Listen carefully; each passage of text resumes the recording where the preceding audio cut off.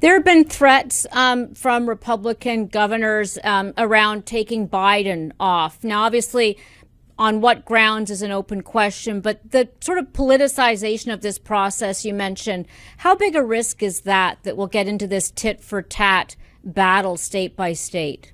It's a 100% risk. It's not a risk, it's a certainty. Of course that's going to happen. Texas will try to take Biden off the ballot, saying he lent support to an insurrection by opening the borders. An absurd argument, but not much more absurd than the argument that the 4 justices of the Supreme Court made. Look, this amendment was designed to prevent former Confederate people running for the Senate and the House because they wanted to undo Reconstruction. This was for one train and one day only. It was a post-Civil War amendment. It was not designed to circumvent the impeachment provision. The impeachment provision provides all kinds of safeguards for a president. Chief Justice must preside.